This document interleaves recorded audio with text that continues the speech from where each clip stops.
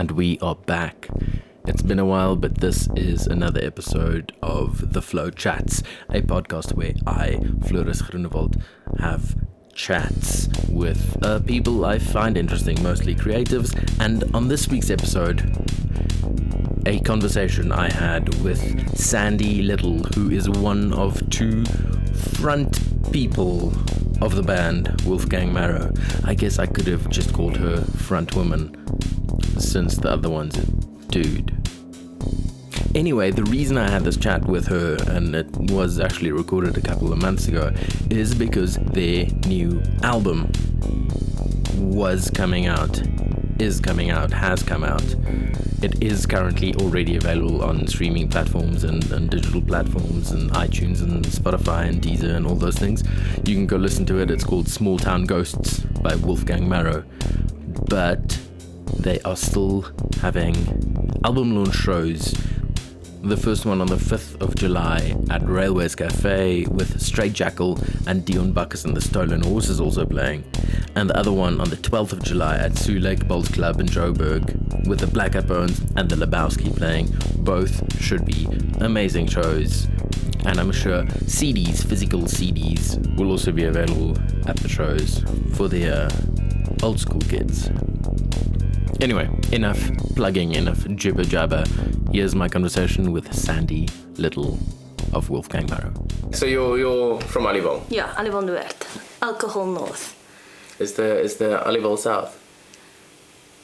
Well, my father was like the head of tourism, right? Okay. So that's kind of why we went there, because it was like an Eastern Cape Bible Belt. Okay. And from what don't quote me on this, from what I understand, he told me, is it's named after a place in India. Okay. Yeah, you know, with the Boer War, we're like, I'm going to name this after my dog, I'm going to name this after my favorite bakery. People just very cavalier with their dishing out of names. So it's apparently a place in India. That's something I find kind of fascinating, actually, about South African place names, is that most of them are copied from something. I get really annoyed. East London is an okay one, because it's like... Is it? It's the east of London, at least. It's not like London, South Africa. But you do get the east of London in, like, proper London. But I mean, I get really annoyed at, like, towns like... Berkeley East, Berkeley West, Berkeley. I was thinking more like Amsterdam, Parijs. I hear what you mean. Those kind of things. Yeah. So it's like, just come up with something new. I mean, there's such cool, like, Afrikaans names, like Pantoffel. Yeah. We missed out on all of them. Yeah. I stay in a town called Pantoffel. That's where BB Slipper stays. Must be. But yeah, so I get super annoyed at the sort of lack of originality. Yeah, it's very boring. In South African geography, I guess. Well, someone who paid a lot of attention to town names was Kobus from the Black Eyed Bones. I don't know if you heard that new song of theirs. I mean, that's amazing. Yeah. I freaking love that. I especially loved that. I interviewed him for this podcast just like a few days before the album launch. Oh, wow. And he was like printing lyrics so they could like learn all the lyrics. That's the whole thing. And then at the album launch itself, at the Pretoria one at least, he had a big, like an A3 page with the lyrics to that song. That's clever. And he like started out like, sorry, we don't know the lyrics to the song yet. And he opens it up and he puts it on the ground and he kind of sings it looking at the page. And initially you go like, couldn't you have at least just have like memorized your songs before your album launch? But then he sings the song and you go like, oh, I understand. Yeah. Because it's a list of town names. He's kind of a rapper. Yeah. Yeah. I would not. Well, I mean, Kobus teases us a lot about our lyrics. Okay. And, like, we have a song, Lord Black Lungs, that also has, like, a heavy, like, rhymey part. And he makes up his own lyrics for that, like, whatever rhymes. So it'll be much more interesting than what I wrote, annoyingly. Speaking of writing lyrics. Yes. Do you do it in your band? Is that exclusively your lyrics, or is there, like, a group thing? Or? No, it's okay. So it's, like, 98% mine. Okay. And then, like, with adjustments, well, in our new album, our bassist Benjamin actually threw a line in, which I thought was really beautiful. Okay. But I couldn't let him do it too much, because now he thinks he can just do that willy-nilly. How dare you? You have to keep him restrained. I'm not a good musician, so you can't take this away from me. And then would you normally sort of write a set of lyrics based on the music or just by itself and add to music later? Or? It's happened in different formats. So like I often write a very poorly structured song, normally in A minor, because sadness gives me like the biggest boner in the world, and then Loki will take that song and like deconstruct like the melody and actually just like then throw it away and then start completely new. And so often I'll write a song, he'll make it better, and then a lot of the times you have to chop a lot of the lyrics out, which breaks my damn heart. But for the sake of, you know, making it fit. But sometimes he'll record something for me and he'll send it to me, and then he's like, play with this, and then I'll write on top of it. So I feel like you get different kind of songs that way, but you can hear it on the album when it's a Sandy song. Like, yeah, if there's any mentions to anything like cute or disgusting, I wrote that song from scratch. Or food. Bitch is hungry. Back to where you come from. I'm jumping around like this. Sure. But hope that's okay. So did the band start in Oliver? No, not at all. No. Okay. I mean, we're all okay. So like, it's quite a fun thing to start with because it ties into what our album's all about, right? Which is we're all kind of from small towns. And so we're all... Does the album have a title yet? Yes, yeah. It's called Small Town Ghosts. Aha, okay. All right. So I'm from Allowal, and then I'm into Bloem. Loki's was like in Messina, and then Bloemfontein. And then our drummer Tiki and our bassist Ben are also from Bloem, but Bloem is a freaking small town. Yeah. Like, say what you want, it is the smallest town. And yeah, so it's... bunch of small town kids, and now we're all in the city, so fun. You're all sort of in Joburg now? Yeah, but the band started with just Loki and I. Okay. To be honest, like, we all had music, you know, we all did our own thing in our past. Loki and Ben probably, and Tiki probably much more than me. I was in a 2-girl band in high school called Crossbreed. Okay. Yeah, it was this very cool chick. Her name was Bukiwe Duma, and we'd write like really disturbing songs about like prostitutes and miscarriages, you know, all the good stuff. Yeah. And then we'd sing it at school and we'd get into a lot of trouble. We're like, how would you guys know about this? And we'd always be like, you don't know the lives we have led in our past lives. Also, like a unhealthy balance of Radiohead and, what was her name? Alanis Morissette. You know, girls gotta weep. That's an interesting blend, I think. Yeah, but I think like Wolfgang really started just because I was trying to like hook up with Loki. Okay. Yeah, I just wanted to impress him. And makes sense. Yeah, I'm still not even sure if we're dating or not, but it's been like 8 years, I think. I think maybe we are. But yeah, so Wolfgang... Yeah, I'm sure you're sort of married in some cultures. Or... You know, hey, divorced, twice divorced. Yeah. Wolfgang started just as a sort of... It's actually, it's a really sad story. Do you want to hear it? Of course. It's sad because... I also get sad boners. This is more like sad because it's so lame. So like I was pretty much a very goody two-shoes. And then I met Loki and was this bad boy punk rocker. And I thought, I ain't got no chance in hell with this guy. But so I went and got a tattoo and a nose ring. On the same day. Wow. Yes. Yeah, that's commitment. You know? And then I was like... Jumping in the deep end, eh? What do you like? Oh, you like blues music? I know everything about blues music. So it took like a while and I became incredibly knowledgeable on blues music. And so I was like, don't you want to come jam? And then I'd fake drink wine. I'd even fake smoke cigarettes? We'll call it that. Until one day I realized I was not faking it anymore. Really drinking, really smoking, and really playing in a band. This sounds like a rom-com waiting to happen. It's like one of those rom-coms that take very, very, very long to end in marriage. Loki. Very long. Maybe the sequel? Yeah, you know, in another time, like in the past, I'd be past my past my childbearing years and my, you know, be a spinster now, but at least I have a dog and not a bunch of cats. And we have the music. The music. That's how I feel about it. The music's my babies. You know? The music, the music and the t-shirts. We are just t-shirt bands, you and I. But yeah, okay, so you mentioned Radiohead and Alanis as influences when I was a little boy, yes. to back then. Do you have sort of core or important influences for Wolfgang? Yeah, I think each member has their own, which makes it a very eclectic sound. So I'm pro anything sad. So I love like Fiona Apple and Tori Amos and the Dresden Dolls. What's that? Amanda Palmer, she was here the other day. So anything with a piano and like lyrics that could like make you hate yourself and your dad. That's my jam. Loki was like a punk rocker, but obviously, you know, his dad's a huge musician, music fan. Also was in the Drakensberg boys choir.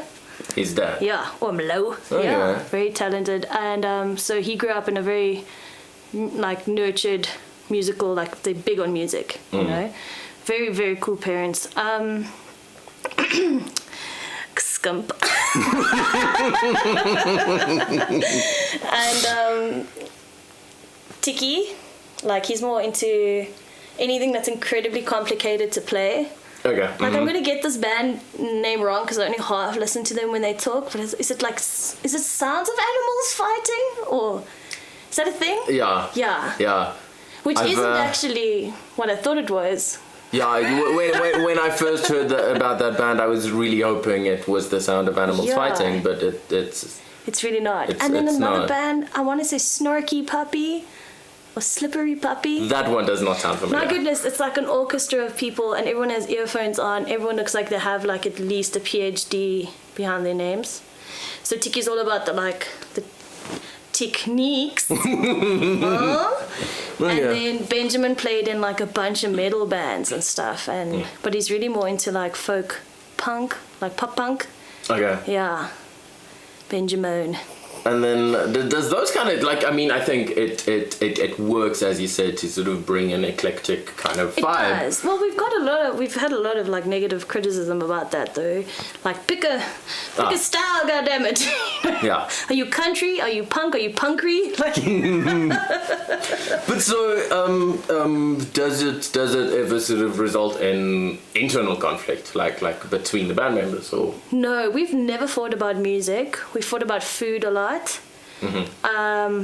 Who has to drive? Because we're all normally quite hungover. I mean, never.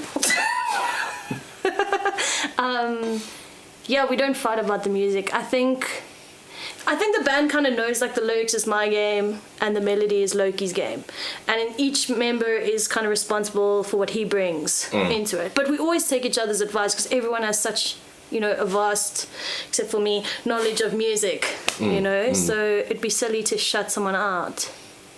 But yeah, we don't fight about the music, like, ever. We fight about everything else. Politics, religion, like I said, food. That kind of sounds like, to me, like you've got your priorities in order. Totally, well, I don't know, yeah. I guess people can also say, you should fight about the music because it's the most important thing, or like get it perfect or whatever. But I think a lot of people think we're a very aggressive band, but we talk very aggressively because we are like all huge personalities. So someone like said, we'll get a session drummer in, and his eyes will just get really big, and he'd be like, are you guys like fighting? We're like, no, this is how we talk. This is love. Yeah. But it's because we're all like, I mean, Ben and Loki grew up together, you know, and we've had Tiki forever, so it's very like, you know, I've seen all of their butts, you know, I've had to wash things, seen things, man, smelled things. It's hard being the only girl in a very boy band. That's also like an interesting topic. Is do you find yourself being classed as sort of girl or girl-fronted band, or no, or being? It is definitely a thing, right? Like, what upsets me so much is often I'll see I'm the only girl in the entire lineup at a festival or something, and it's not a girl band. It's just a band with a girl in. Like, I'm not the lead singer. Loki and I are dual singers, you know, and so it is kind of a thing. Like, I didn't notice it until the other day. Loki actually pointed it out to me. He's like, "You're like the only girl on the lineup half the time." And so, yeah, there's definitely a gaping void and need. But being the only girl in a band full of boys is fine because, you know, they're not hard to be around, you know. The one will hold my wig while I brush it. But then also, I feel like you're a pretty comfortable... Yeah. Get along with people easy kind of person. Yes, one of the boys, one of the lads. Yeah, but they're not very macho, so it's easy. They're very sporty though. That's very upsetting for me, and I'm really upset about that. Like, how did this happen to me? Why did God do this? Yeah. So our tour will be shifted so that we can hit that golf course or catch that cricket game. Oh yeah. Yeah. It's so great. Not gonna comment on that. I'm just gonna embarrass myself with my amazing knowledge of sporting. Do the thing, win the points. Full games. What I wanted to ask you about is you and Loki both sort of singing, but also kind of both fronting. Yeah. Well, they're all very shy. I'm also actually quite shy on stage. Like, I hate being on stage. People are so shocked when they hear this. You know what? I like the thing for me is with sort of shyness on stage, because also I like when I grew up I was really shy, and like I've gotten better at it. Yeah. But now I do this really sort of in the spotlight performing kind of thing, especially when you're by yourself. Hey? Which I'm also like, teenage me would never have believed that I would end up doing stuff like that. But I'm pretty comfortable on stage, I feel like, until I finished playing my last song. And then as soon as I think it's, the show's over. Okay. But I'm still on the stage. Oh. Now people are looking at me, just being me. Just rolling your cable up. Yeah, just doing the organ. It's like watching someone eat or something. It's like, just stop looking. Yes. I wish there would be like a curtain that would just close. And timed exactly to the end of my show. Flower bombs disappear. Yeah, I need to work on that. Or puff of smoke would be the ideal. It's all about the theatrics, which you love, so it would suit. And then just get someone else to like roll up the cable and do the stuff. This band does so much cocaine. But okay, yeah. So you're both fronting, and then with the singing thing, how do you decide when it's his song and when it's your song? Well, we just try to sing on both vocals on a track, but okay, there are some songs where it's more low-key, and there's some songs where it's more myself. We have very different voices, but somehow they work together. I'm only recently started singing. Okay. So everything I really know about singing I learned from Loki. So it's kind of like having sex, I guess. Like, we know where the other one lacks, you know, so we try and fill in for each other, you know what I mean? Like, so sometimes there'll be a random shift in the song and I'll take over. It's because Loki can't hit that note. And it'll be the same for me. I can't sing very low, so then suddenly Loki will go in and people are like, oh, that was such a crazy choice you guys made there. And we're like, yeah. But it's a really just practical solution to a problem. Yes, it's really like strength and weakness, yeah. Okay. And then also sort of, do you think your songs have sort of male and female perspectives? No, they have very female perspectives. In fact, we had to change, we didn't realize, but we had to change a few of the lyrics because it sounded like Loki was singing about his former life as a lady. Okay. Yeah, so sometimes we don't notice, but we've tried to be more aware of it in the new album where he's like, you know, when I'm doing my nails or, you know, something like that. But he believes Loki is like he's very sweet, but he's also like a little feminist along with my whole vibe. So he's always like, babe, sing about the girl stuff. People need to know, you know what I mean? So he's fine with singing that stuff. It doesn't bug him. It just didn't make a whole lot of sense. Yeah. You know, yeah. so we didn't change it for like his ego not to be bruised, but more for a sensical, like logical, you know, message to come through. But yeah, so because I write about a lot of female stuff, so, and he sings a lot of those lines, you know. So it's real interesting. But I like that idea of that sort of, that probably adds something to the sort of a feminist quality of it. Yeah. You know, like I'm so careful now, like, I mean, I never want to politically align our band, but I also think it's sad that I can't say we're female positive. That might upset someone. Yeah, Do you know what I mean? yeah. That's a sad thing to say. Like, Yeah, and I was just thinking the same with the word feminist. You know, there are people who go like, oh. But it's feminist by my own definition. You know what I mean? I'm literally just there to voice women's plights and also, you know, empower. But it's also, I mean, I'm guessing it's sort of what the content that comes naturally, like the stuff you have on your mind. Yes, of course. You know, so, you know, you write about not wanting to have children, or you write about like trying to be your dad's favorite son, but you're a girl. You know, those sort of things. You know, I write quite like internally. I've tried to start writing a bit more externally, but like art. By externally, would you mean like sort of like a story, fictional character, yes, kind you know? of? But it's never as convincing as when you're writing about something that grew inside your head while you were sleeping. You know, I don't know. That's the sad stuff. Or like you can write about someone else, but it's always going to be your perspective. Yeah, you know?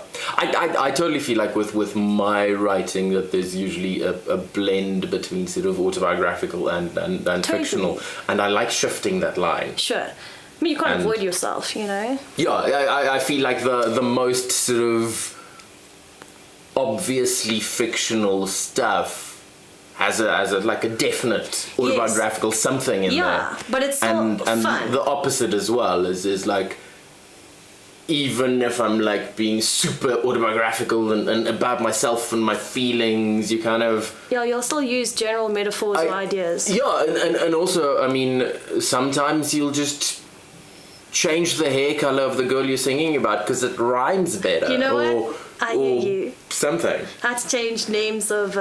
we had the song, which is kind of about my dad's many marriages. Yeah. And you know when they say like the names have been changed in this movie to protect. Yes. Yeah. Also, they didn't rhyme. You gotta rhyme. Yeah. Yeah. So, but it's like that's the kind of thing you should actually like think about But that's beforehand. so fun though for people to read into though. Like, I like half our songs are about like, I mean, I write when I'm angry. So a lot of the songs are about fights Loki and I had. Okay. So he's like, babe, stop writing about like what a douchebag I am. I'm like, sorry, babe, it's when I'm my most poetic. You know? Not only are you a bastard, but you are like a mountain of a bastard. Shall I compare thee? No, but that's also an interesting thing that I guess goes with the territory of being in a band with your significant other is No, you can like tell our whole history through our songs. But also I can't remember who else it was that had a similar kind of thing, and I'm like, now you're... I know Tori, Shotgun Tori, writes about her personal stuff as well. It's kind of weird when you move away from that place and you still have to sing that song. And you're like, I don't feel about like this at friggin' all. Yeah. But I'm still singing about it. It's bizarre, hey? Yeah, but then at the same time I feel like maybe or hopefully you get to a place where you don't feel that way anymore, but it still means something. Yeah. Or maybe it means something new. Yeah, In the like context Yeah, of man, it's all about the being observer. removed. But you know, like I try to approach our music the same way I approach my art, right? Which is all I really know because I studied art, and how like sometimes you think none of this connects, but put it down, and then you'll start seeing that weird golden thread that runs through it. And you start putting it together, and you're like, oh, okay, that connects quite grotesquely, but also there's definitely a string. Yeah. Would you say that happens sort of within a song or between different songs? So like finding connections? Previously no. But in this album we definitely have a golden thread going through with the whole small town thing, and so it started with like we went back to Aliwal, we played a show there. Okay. And I was walking around the streets and I realized like I can see 13, 11, 16-year-old Sandy walking around, and it's my own ghost that haunts me, you know, and like our family kind of fell apart there, and I have a lot of bad memories but also good memories, but being a teenager is just a bad memory in itself, you know. Yeah. Terrible time. But luckily I had good friends to help me, but how like places, people and things that still exist can haunt you. You can haunt yourself. And so that's the whole small town ghosts sort of nuance that comes through. Like, we are too small town for the big city, and we're too big city for the small town. We kind of just in limbo, you know? Yeah, terrifying stuff. So would you then see that album as like a concept album to a degree? Yes, yeah, totally. It's actually quite fun. Like, you know, Martin Stradom? So he like manages our bands, but he's like a incredible photographer. And so we were high school sweethearts. So we're like both these two really awkward little art kids in Aliwal North, walking around trying to like get a cool movie out of the DVD store. And so like he's taken the photos for the album of Aliwal North because he still stayed behind. So it's sort of this conversation between the kid that left and the kid that stayed behind. He's now recently moved to Joburg. He's running like a gallery.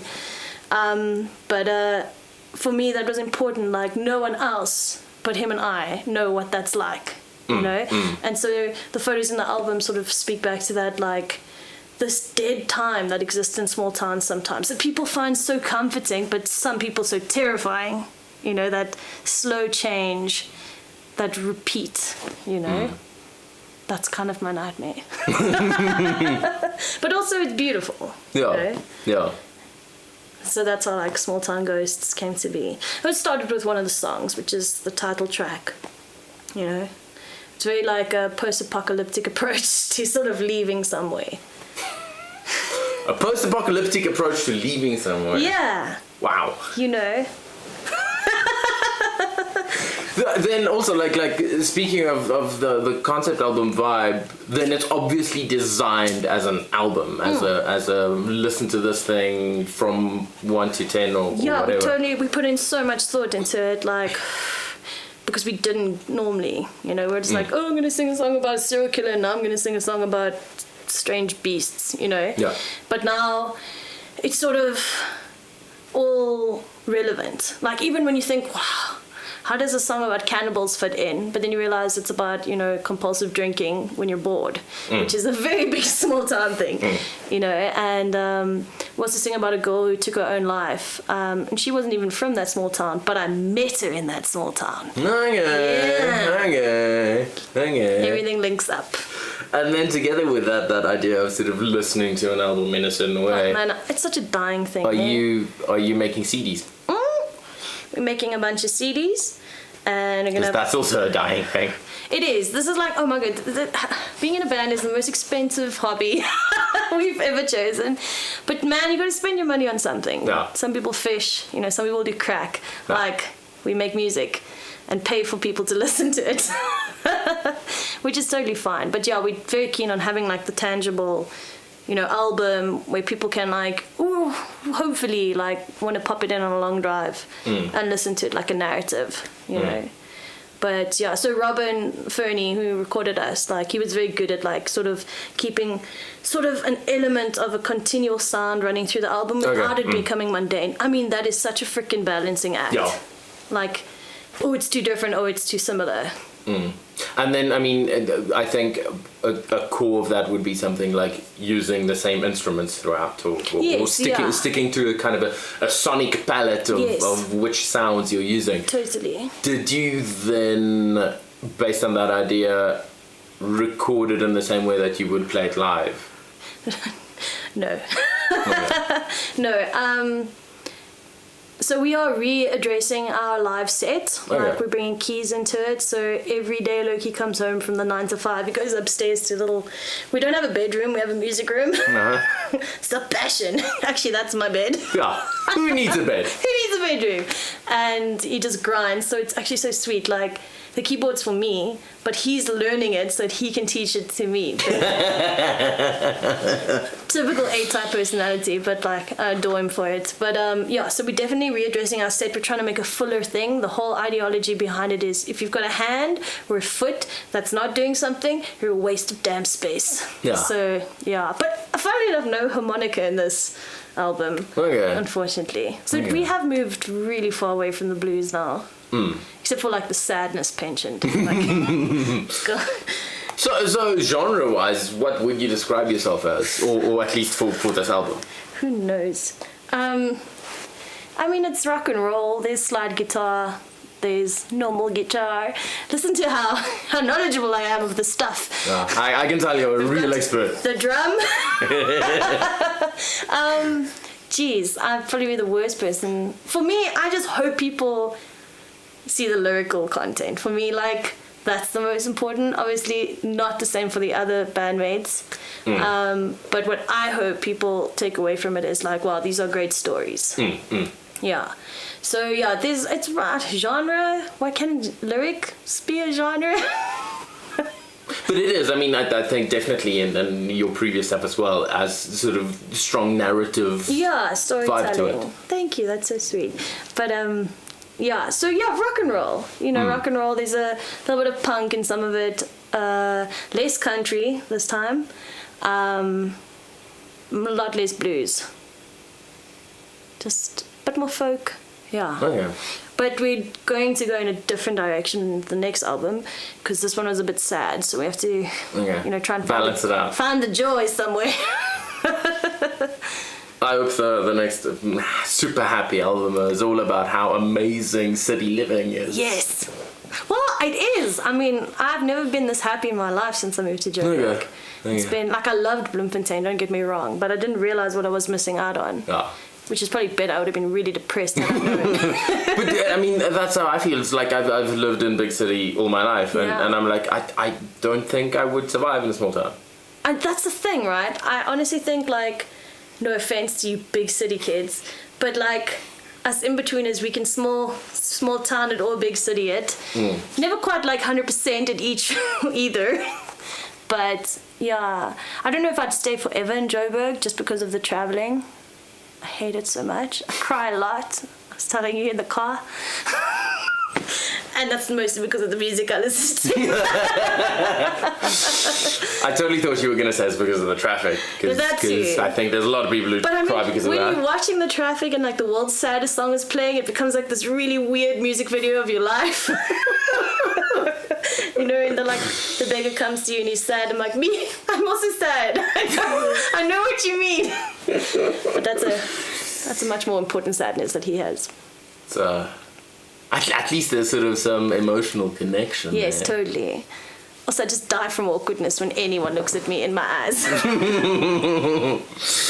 That explains this barrier you put up between us today. Yes, yeah. Don't like most of our bandmates play in other bands as well. I don't want to give them any airtime. I'm joking. Obviously not. No. Obviously not. This is all Wolfgang. Oh.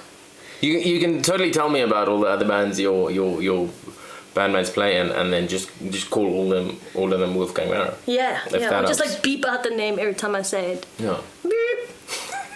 No, I actually love all their bands. Yeah, so are they all in Yeah, different like bands? I'm also in another music suit. Oh yeah. But let me tell you about theirs first, and we'll end with the good And then stuff, end with a good one. So Loki's playing with this awesome punk band called Monday Morning Justice. Mm-hmm. I don't know if you've ever met Conley. Yeah. What a fucking character. Yeah. Oh man, he cooks so well. Like, we stay by them and we just eat our damn legs off. It's so good. And so I do feel like that actually gives him another edge to approaching his music. You know, because he's got such an anarchistic little vibe in him. He really feeds that little monster in him. And then Ben started playing with Zam. You know Zam from Satanic Dachoji? Yeah. I think they started, I'm not sure who's still in that band, because I haven't had the fortunate opportunity, English, to listen to them. I think it's called Weed Dealer. Okay. And then Tiki plays in a Bloemfontein band, called Dry Water. He's been in that band for like ever. Okay. And yeah, I think it's healthy because like we're all workers, you know, we all have 9 to 5s, quite serious about our jobs. And so we don't always have the most gigs, so it's good for them, you know, to fill up that calendar. But we do get a little jealous. I'm jealous lovers. And then I have a side project with one of my best friends, Sosibota. It's called Pity Party, and we both just revel in the misery. It's wonderful. We have a song called Horror Maker. And yeah, so that's all the songs that Loki doesn't allow in Wolfgang. We are not singing about pie. Yeah, I feel like that's the best part about sort of having a side thing. Yes. Is if anyone ever vetoes any of your ideas, you go like, I've got some other place to take it. They'll go with my other album. Suits me fine. And you know what? I hope that one of those songs that they veto become like so big that they're like, oh, I wish we let it in Wolfgang. Yeah. And I'll be like, it's too late. It's gonna be famous over there without you. No, I'm joking. Wolfgang's number one. Wolfgang Marrow. You can always do like a Wolfgang Marrow cover of it, I guess. Would it count as a cover though? Well, you know, Quibus wants to cover one of our songs. Really? Yeah. He's been threatening for years. I don't know if he's gonna do it. Oh, yeah. I'd really like to. It really upsets me when people sing my songs because they always sing it better than us. Yeah, that's always very annoying. But I'm sure he's going to do a fucking amazing job of it. What a bastard. Yeah, I was just going to say, Quibus will probably do like a really amazing rendition of whatever you throw at him. Yeah. He's my dear friend. I can't say anything bad about him. And then if you want to know more about Quibus, you could listen to a previous episode of this podcast. Yes. How amazing is that? Internal marketing. I like it. I like it. Click the link below. If only I'm fancy enough for links below. But yeah, no. You can totally go listen to that, Yeah, you should. dear listener. Yeah, Quibus and I are actually very close. How did you meet him? How'd you meet him? How did I meet him? I meted him actually in Aliwal North. Okay. Yeah, Madness, our manager, like hooked up. Like we were just a young band from the womb, and we just wanted to do some gigs. And he's like, "Well, the Black Hat Bones are here. Why don't you come do a little tour with them?" My God, it felt like we died and went to heaven because we like idolized this band, and now we get like to play with them. I mean, we never even breathed. We were so excited, and connecting with the Black Hat Bones was like probably the most important thing that happened to us in our music like history, because they nurtured us and they taught us like don't shy from this and make t-shirts. It's all about the merch. And yeah, like Andre and Loki get along like a house on fire, and Quibus is like one of my favorite human beings. Yeah. And yeah, like he'll come stay over and I'll just eat his hair so I can be part of him. Okay. Yeah. Okay, that's a little freaky, but okay. You wouldn't understand. I think I get the sentiments, but okay, like merch. Merch. What's your vibe with merch? Merch is the most important thing. We're not as good as we should be, which is really stupid because we sell, like, it sells like hotcakes. I mean, there was this one show we were playing at. We had all our t-shirts stacked out, and this worm came. He's like, "Oh, like hierdie, kan ek kom koop?" I'm like, "Yes, worm, $80." And we're playing in half an hour. And he goes, "Oh, what kind of music?" And we're like, "Oh yeah, it's like blues." And he's like, "Oh no. No. None of that. But I'll take 4 shirts." Okay. So, yeah, like the merch thing is definitely a smart way to go. I try to make each shirt like an artwork. I don't make too many of each one, so it's like... Because you also do a lot of like drawings and stuff for posters and for, yeah, I do all of that art stuff. for the band. Try to keep it as awkward as possible, Yeah, I think merch is important. I like to create like a visual vibe to Wolfgang Marrow, so people want to come see the artwork. I did for our last album, I had like a following exhibition. So each track had an artwork, and you could buy like the print. And I'd do like this guerrilla pop-up exhibition space in sort of an area you wouldn't expect to see art, sort of confronting your viewer with something they wouldn't normally witness. Be like, here's some weird music, but look at the weirder picture.